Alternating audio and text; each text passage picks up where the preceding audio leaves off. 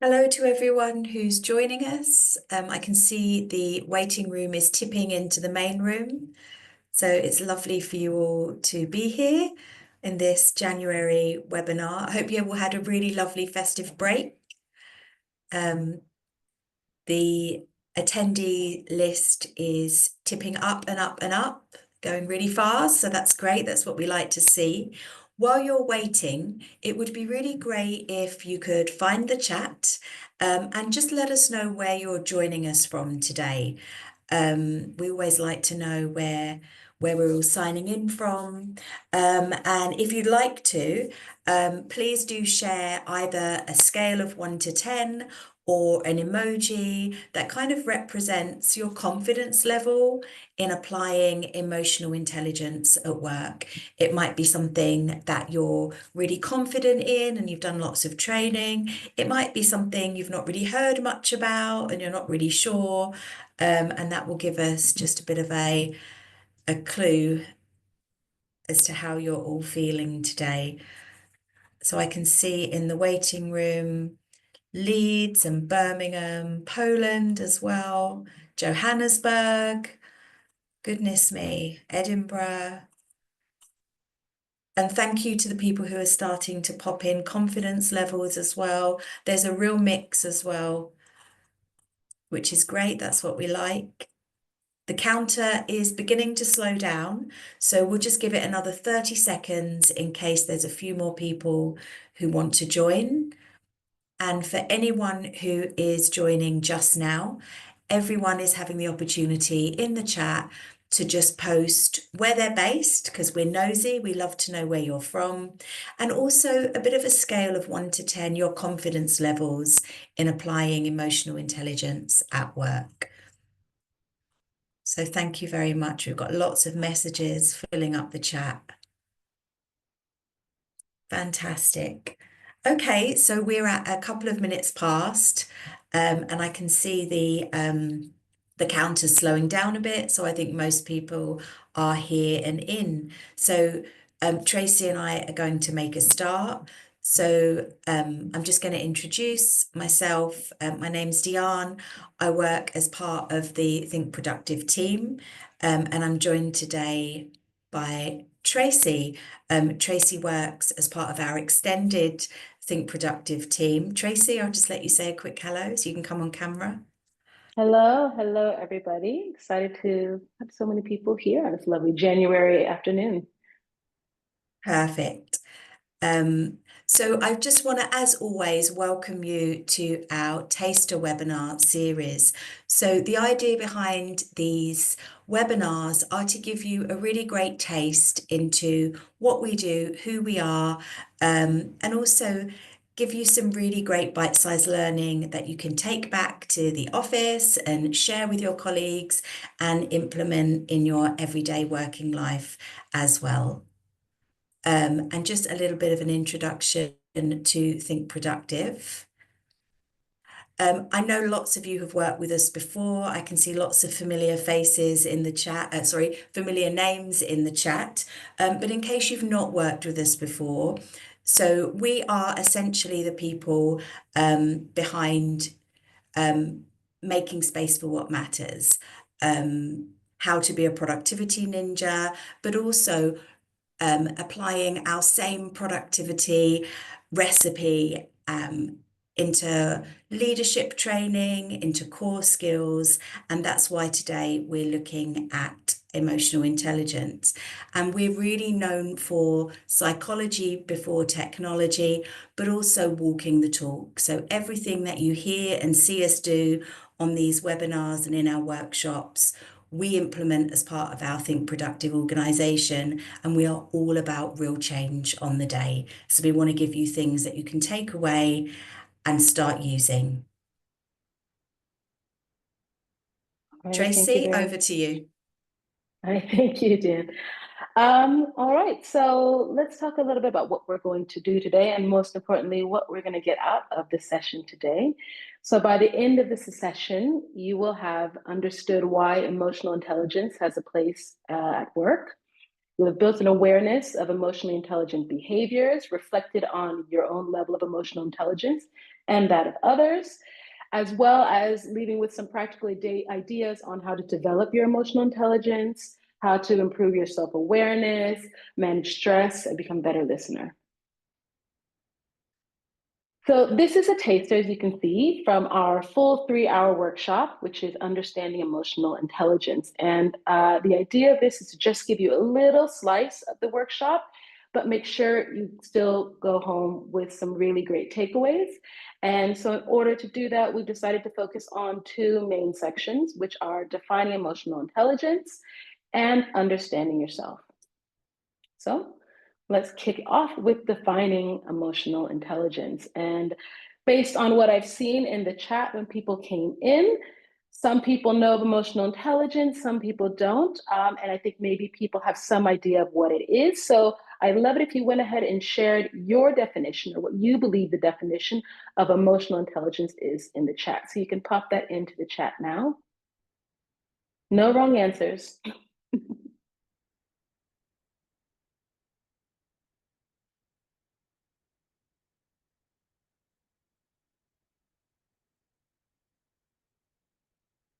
All right, we have Gary from Southern, the ability to recognize, understand, and manage your own emotions, and to recognize and understand the emotions of others. I have a feeling Gary has been to a session before. We've got one raised hand. Sarah, I'm not sure if you've done that by accident. Please do message me. Oh no, you've taken it off. Okay, no worries. No worries, Sarah. Great. Anyway, we're getting lots of really good responses. Obviously, a lot around emotions, understanding emotions.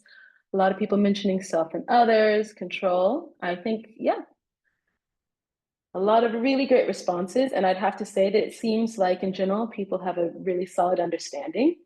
But let's have a look quickly at one of the official definitions of what emotional intelligence is. So the concept has been around since the 1950s, but it was actually Dr. Daniel Goleman. He's a psychologist and a behavioral science journalist, and he coined the term emotional intelligence in his book, Emotional Intelligence, which was published 30 years ago, back in 1995. And that definition, the ability to identify, assess, and control one's own emotions and the emotions of others.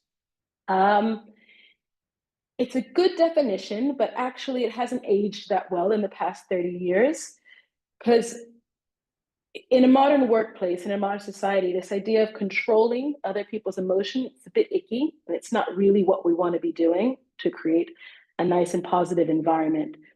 Being aware of this, if you look currently at Dr. Goleman's website, you'll see an updated definition. And currently, we'd say it was how you manage yourself and your relationship with others. And so the self-awareness part is still there, and it's really a core to the whole emotional intelligence process. But it's shifted from controlling other emotions to managing your relationships, managing your interactions with other people. And today we're going to learn how to do this by developing our own self-awareness, becoming better listeners, and learning how we can manage and reduce our stress. There was a bit of criticism early on around the use of the term intelligence. So this idea that emotional intelligence, like let's say an IQ, is something you're born with, something that's innate, innate personality trait that we all have. But we found, and what research has shown, is that emotional intelligence is actually a skill. And like skills, it can be learned. And like skills, it can be strengthened through practice, and you can get better and better at it. And so today, that's what we're looking at. We're looking at this skill of emotional intelligence and how we can strengthen it. And I guess that leads to an important question, which is, why is it so important? Why do we want to bother developing this skill in the first place, especially as it relates to our work lives? So I think probably every organization that we have a lot of people coming in from all over. I would risk saying that all of your organizations would like you to be have as much emotional intelligence as possible. Google, Microsoft, Amazon, Nike, all of these, Stanford University, they all use emotional intelligence assessments in their leadership development programs. And it's also a big part of recruitment strategies and processes because it is seen as such a crucial, valuable, and desirable skill. And there's a lot of studies that link emotional intelligence to higher engagement, lower turnover and absenteeism, and greater profitability. And a lot of that comes down to, well, when you're a leader, it's pretty well understood that there's this phenomenon of emotional contagion. And this is the idea that one person's emotions can spread and be caught by other people, and they're mirrored. So if you've come into a work environment where the leader or someone on the team is very negative, very defensive, everyone slowly start to feel that feeling and become more negative. You create an environment of fear, and that creates a really toxic workplace. On the other hand, when you have someone who has a higher level of emotional intelligence, who creates positivity in an open environment, that catches and it energizes the groups. And it helps to really build this idea of team and help create this higher engagement, the lower turnover, the greater profitability. But there's also the personal case, because outside of our work lives, we are people. And emotional intelligence is a really, really crucial skill to develop for your, as an individual as well. One, it helps you build better relationships personally, but also professionally. It's the thing that helps you work with other people, not against them. It's how we can really build cohesive teams and get people moving towards common goals, and increase, again, this profitability, this productivity. It's also really important for your mental well-being. This idea that you can feel your feelings, you can name your feelings, you can understand your feelings, and be able to respond appropriately is crucial for your mental well-being and also the well-being of others around you. And lastly, but importantly, is professional success. As we've mentioned, so Goleman, he found that emotional intelligence is the largest single predictor of success in the workplace. It leads to higher performance, it leads to outstanding leadership. Really, emotional intelligence can be seen as that kind of foundation skill, the one that enables all the other skills that are so sought after and all the other skills that lead to ultimate success as an individual, as a professional, and as an organization.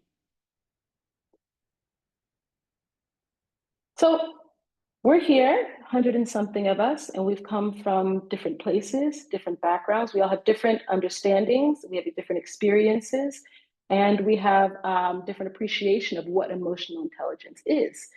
And it's very easy to think that there's this kind of right way and wrong way. There's only one way to behave, and that's what emotional intelligence is about.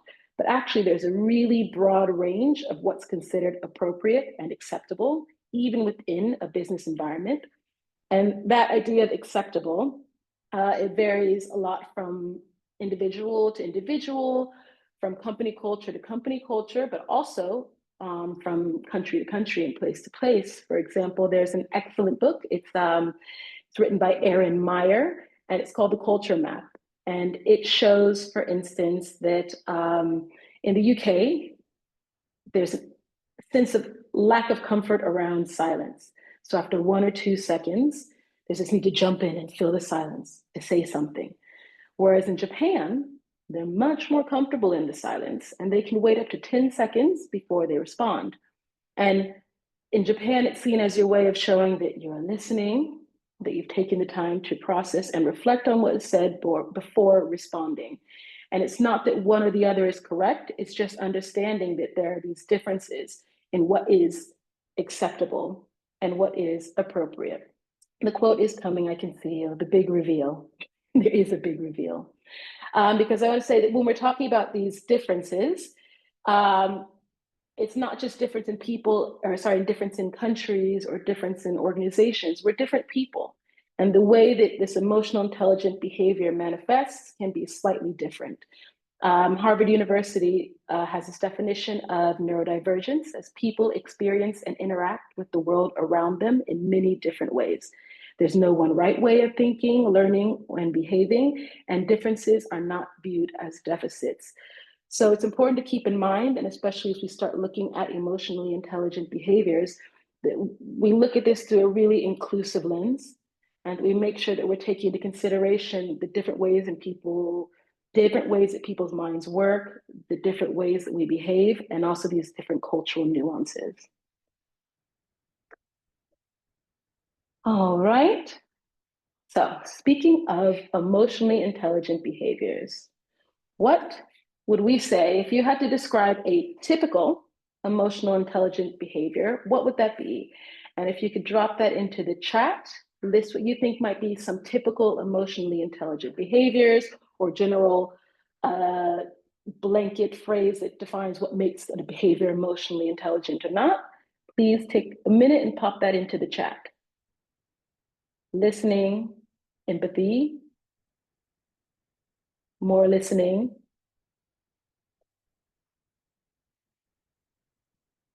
self-awareness, really great.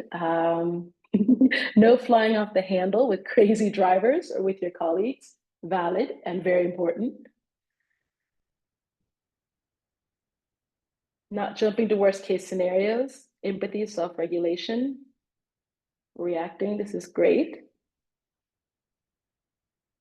And adapting your language and behavior depending on their style.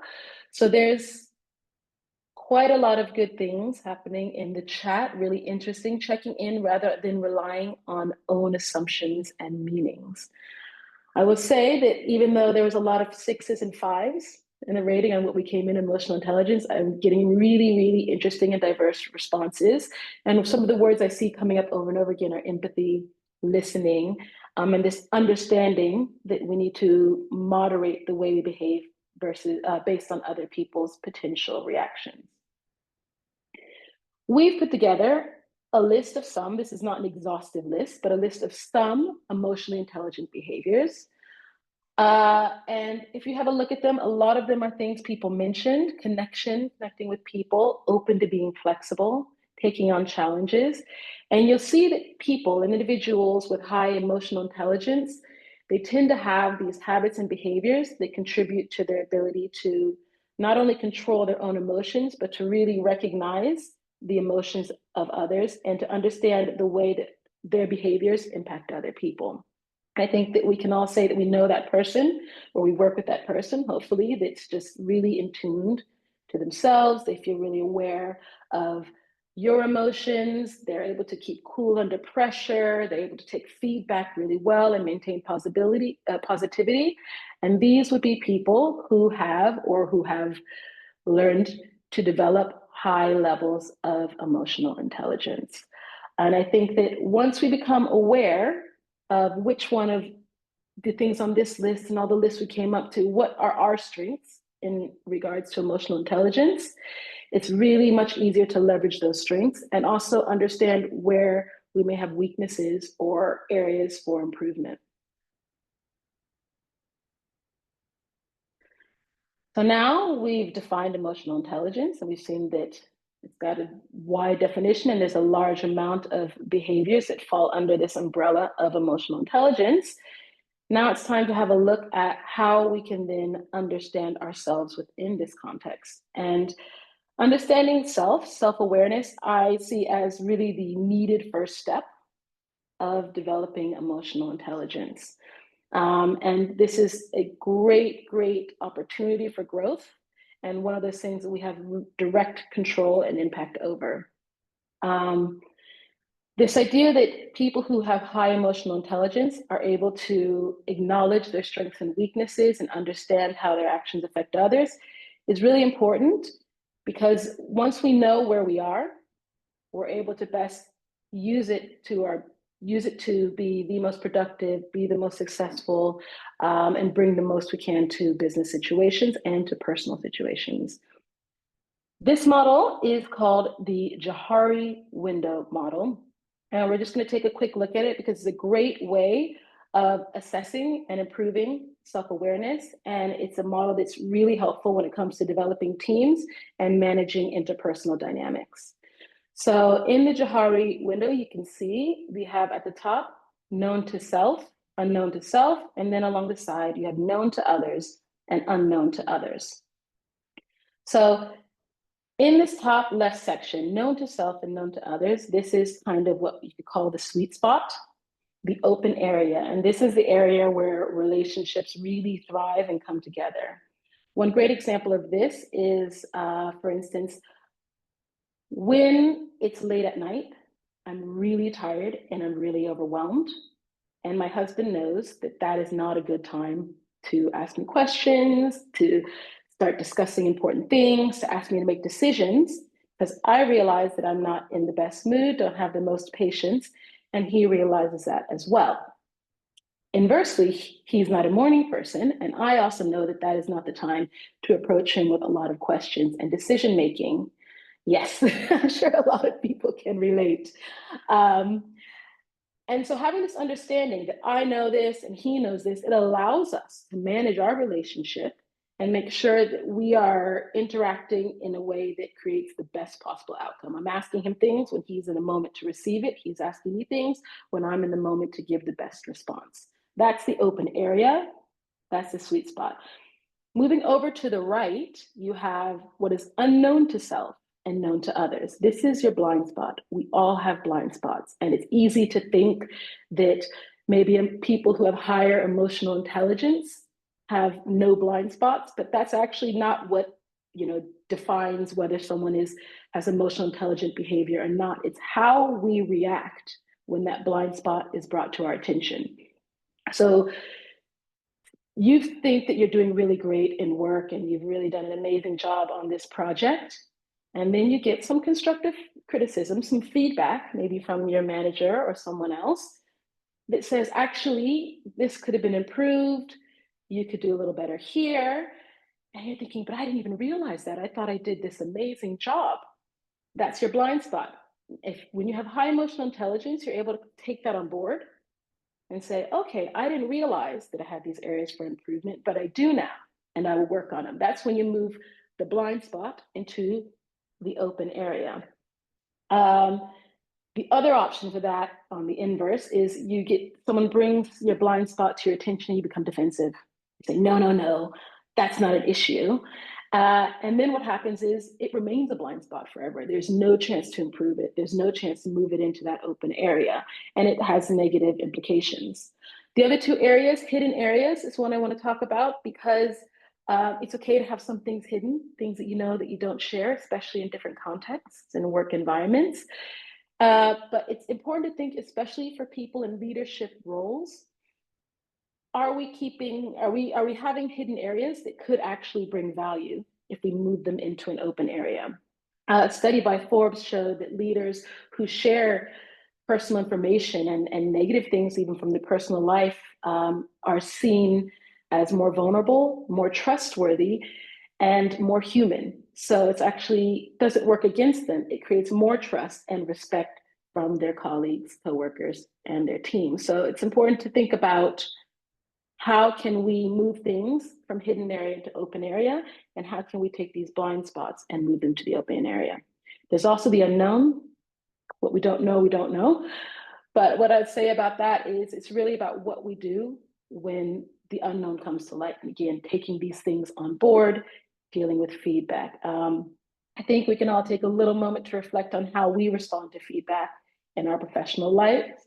And if we have any resistance to feedback, and how we can maybe welcome that and see that as just an opportunity to go from blind spot to open area. Internal motivation. So this is an interesting one. So now we are aware, we have the self-awareness, and we need to understand why we do what we do. Our values are this core compass, and they decide where we go, what we do, what we don't do. They're the core strands that we use to decide what decisions we make. And those are really important. But I think there's also a risk in that. And the risk is that when something comes in conflict with our values, it can spark a really strong emotional response. And when that emotional response happens, we risk reacting in a way that's going to negatively impact a relationship, a conversation, a business dynamic, a project. So by being aware of our values, it allows us to be proactive in knowing when something might come in conflict with that, and be able to make sure that we take that on board and are able to move to a place where we can respond appropriately. I'm just looking at the chat, so I think there's some really interesting stuff about how we dealing with blind spots, performance reviews, and some people who have identified as neurodivergent and the importance of being open about the unknowns. And I think that's great as we talk about this idea of accepting and understanding that not everybody is seeing things or coming from where you're coming from. So thank you all for sharing that. Back to values. So we have values in our businesses. Everybody, I'm sure, knows more or less the values of their company, but within a company, every individual person also has their own sets of values. So it would be great if you could take a moment, have a look at these list of work-based values and start to think, what are your three most important, what are your three top work-based values?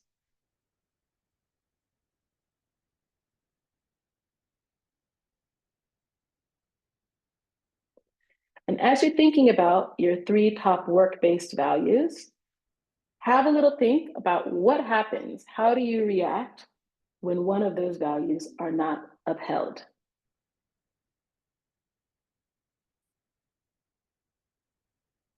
As we're all kind of reflecting on that, I can share a little example.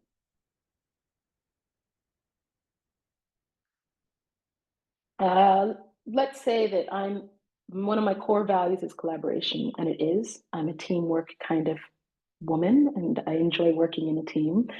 And I am confronted with a colleague on a project that likes to work independently.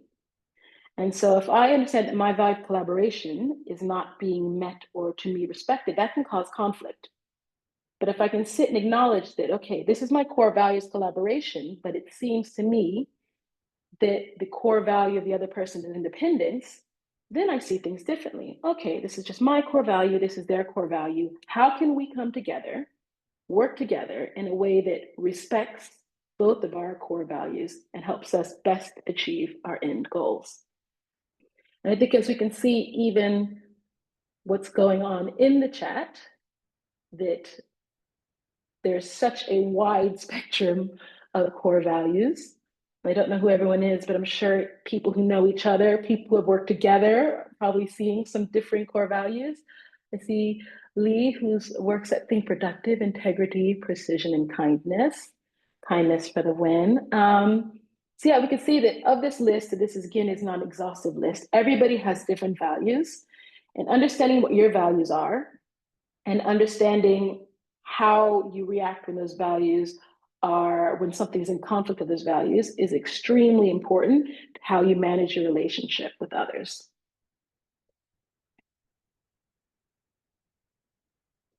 So we've looked a little bit. I see some more coming in. Values, ability, delivery. So we've looked at self-awareness, and we've had a look at what our values are and our internal motivations.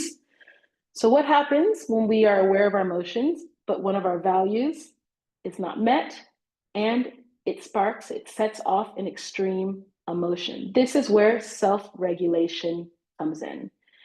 This is about how we manage our impulses and our emotions, and how we respond or react, which we'll talk about in a minute. So first, having a look at these lovely little squirrels, chipmunks, squirrels, definitely squirrels, and think about which of these pictures best depicts how you would react when, or how you feel when you get an angry email.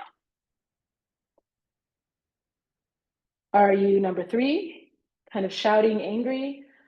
Are you number 6, a little bit broody, right? Are you number 8 and like, I just give up? Are you number 9 and you're stress eating in the break room? I think we all have different reactions. And I see everyone's different ways. Number 9, stress eating. Right, so it's important to, one, recognize how you feel in response to these kind of emotional things that spark your emotions. But it's also important to understand it's not just about your reaction in the moment. You're angry, you're withdrawn. it's also how you can take these emotions into the future. So these angers might then affect how you deal with future interactions with this person, how you interact with other people. As we talked about earlier, the emotional contagion. So some of this negativity can then spread and start becoming a problem for the group, for your team. And it can actually kind of spiral out of control. And all that starts from one, which is our initial emotion and our ability or inability to regulate our response or reaction.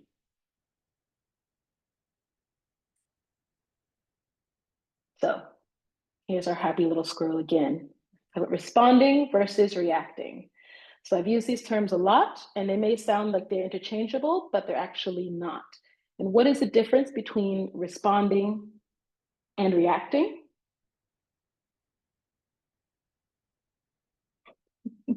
Have it pinned on. I'm sure we can send, you'll have a copy of the slides and everyone can have little feeling squirrels on their walls.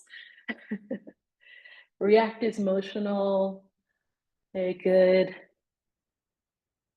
Time, winky face from Elena, smileys. Respondee is considered. I love that, Lucy. This instinctive versus considered. Very good. Proactive responses, controlled. So all of this is going into the right direction. A lot of the responses are going to the right direction. So what is the key things that differentiate between a response and a reaction? Space and time and space. And it seems very simple. And in fact, it is very simple. But I think when we reflect on how we either respond or react, we can see that quite oftentimes making that space and time, finding that space and time can be a little bit more difficult than we think. Respond is how I love to react. I love that. So, and actually, she's on here now, Elena, who's the managing director at Think Productive UK. She has on her Outlook a rule that says that there's a 1 minute delay. I'm calling you out, Elena, apologies. A 1 minute delay from when she presses send on an email and when it's actually sent to the recipient. I actually have something similar and it saved me in many situations. And the reason that works so well is because you hit send, still considered it, you hit send and it goes to the outbox. And when it's in the outbox, you can actually go in and reread that from a different perspective, that you see it from different eyes. Make sure that it does in fact sound okay. Make sure that you haven't left room for misinterpretation. Make sure there's no passive aggressive emojis or anything like that in it. And then it can be sent. And just that 1 minute, that one tiny little bit of time and space between hitting send and having it sent can be the difference between a really well-received email and the start of what could be escalating problems going forward, sometimes even unintentionally. Set as draft and then read again. That's another great one. So that's, Jackie, thank you for putting that. That opens it up. So what are some ways that you give yourself time and space? What tools do you use? Taking a walk, taking a breath, putting things away for the next day. See, I type my emails without any recipient information until I'm definitely ready. That is great. No accidentally sending there. Tracy, in my previous life in education, I used to get some really angry parent emails. And sometimes I used to just spend time typing out what I really wanted to say in reply. And just the process, I could never sent it, but just the process of typing it out made me feel better. I couldn't send it, wouldn't send it, but I'm like, okay, this is now almost as an opportunity to realize how I'm feeling about it, delete it, and then start again. But someone else put a really nice trick about making sure that you don't have any information to the sender so that there's no accidental sends, because we've all done that before. We've all sent an email that's not quite polished. Yes, we have. And also, you're a teacher, I have children. I've sent angry emails, and I have emails I regret sending because I've been in this emotionally sparked situation.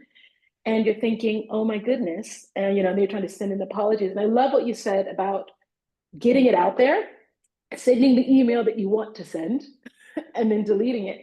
Because that's that kind of self-awareness. And that's one of the things we talked about as well, is for the mental well-being side of emotional intelligence, to feel your feelings. It's okay to have these feelings. It's okay to be really emotionally charged after getting an angry and maybe unfounded email from a parent. So sometimes you have to get that out in order to send the other one, because we send these emails because you feel good, these passive aggressive emails, and you're smiling to yourself, and it feels good while you're typing it. And then when you send it, it's when the regret happens. So Tracy, I there are love some that. really, really funny ones as well. I do that in a Word document and save it in a rant folder, which I think is brilliant. I go to the toilet to give myself a bit of room.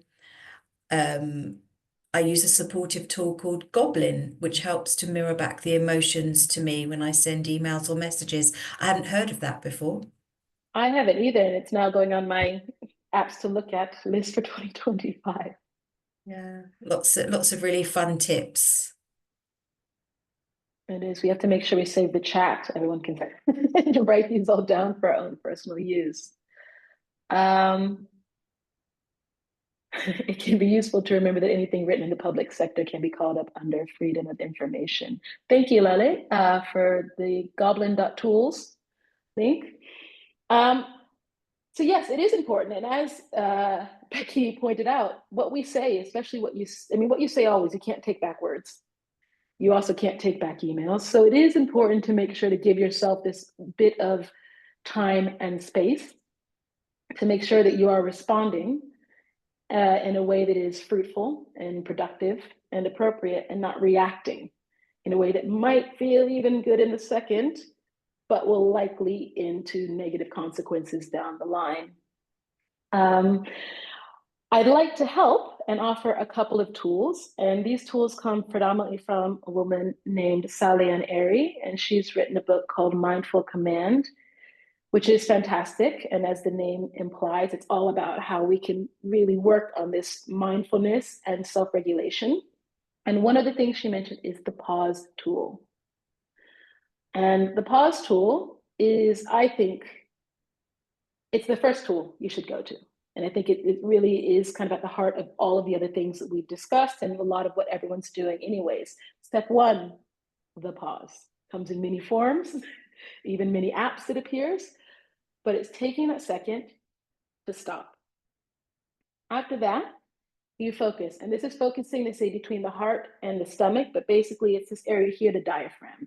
And the reason we're focusing on the diaphragm is because breathe. So important. And the reason this is such a powerful tool is because it gives you that instant time and space with the pause. And the breathe quite literally calms you down. The breathe, it allows you to regulate your nervous system. It allows you to stop reacting from your kind of emotionally driven parts of your brain and bring back online this part, the prefrontal cortex, which is your logical part of the brain. So we're going from reacting emotionally, we're breathing, and we're allowing ourselves to then come back, use our sense of logic, all the tools we've learned, and then respond appropriately, or respond in a way that is most positive, most productive. So this is one I can't stress: do it before, do it after, do it in between, do it several times. Use the pause tool often, and as often as you need, and as often as you can. Tracy, Mm-hmm. just connected to the pause tool, we had a question saying if the topic is provoking such an emotional response, then perhaps a phone call would be more appropriate than an email.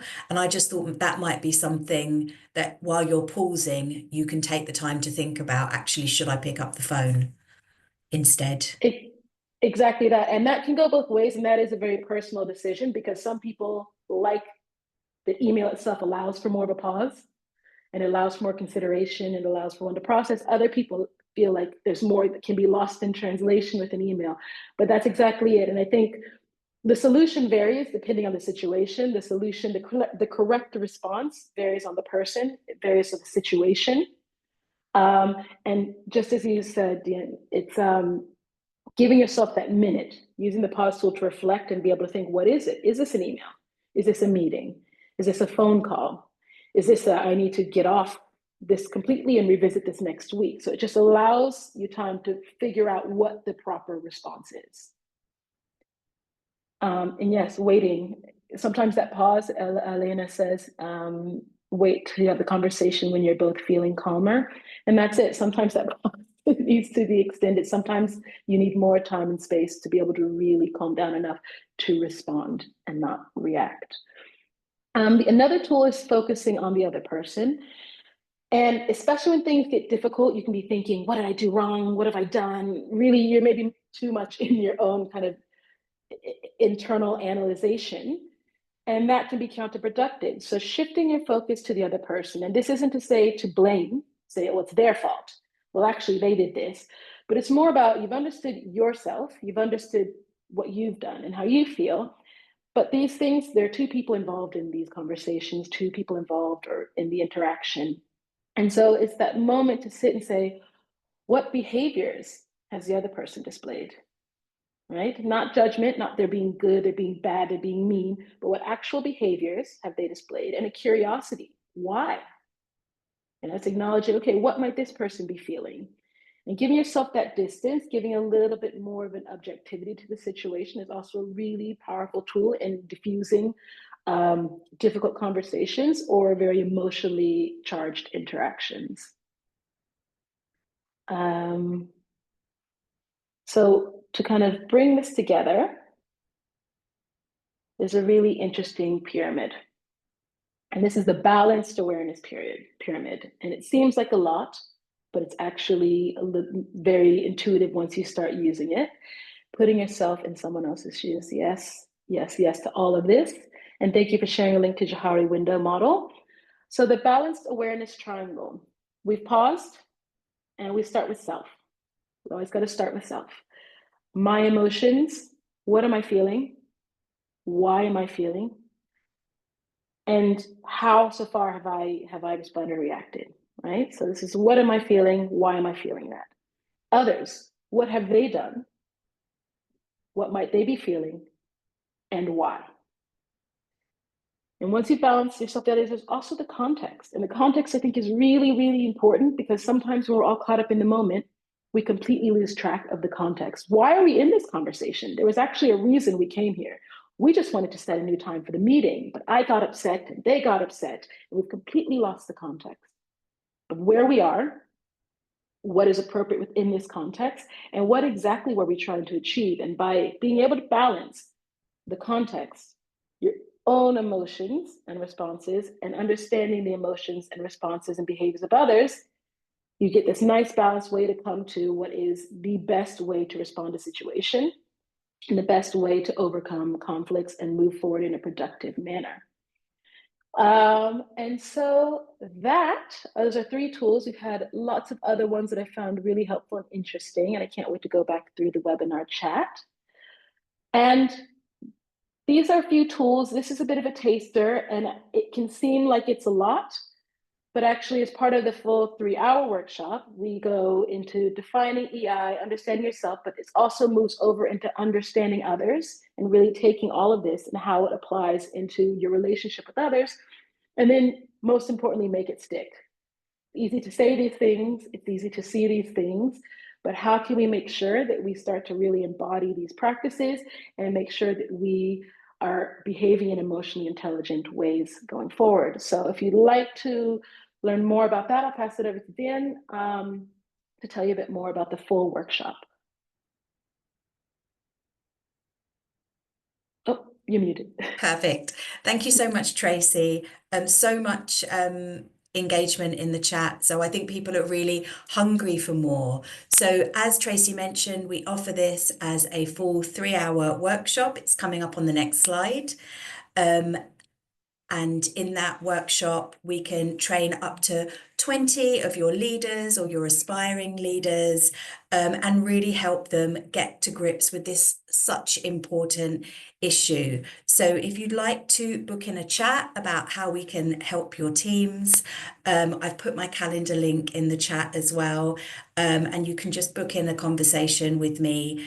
Tell me about your team. And if this isn't the right workshop for you, we've got others as well.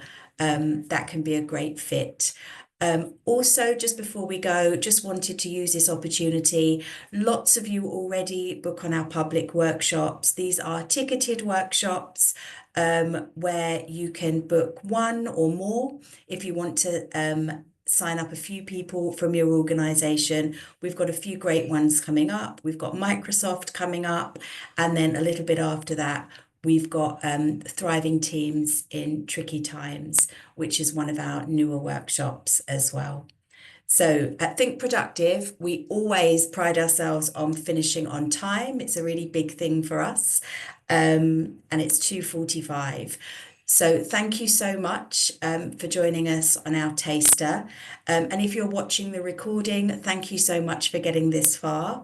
And we really do hope you stay in touch, and we hope to see you on future webinars as well. Thank you, everyone.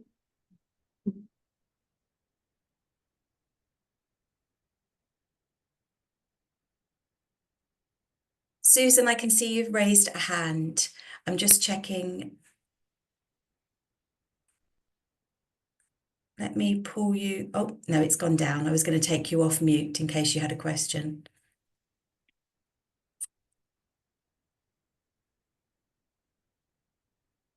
We've still got 30 people in the room, so I'm just going to wait till that goes down a little bit more in case anyone had a last minute question.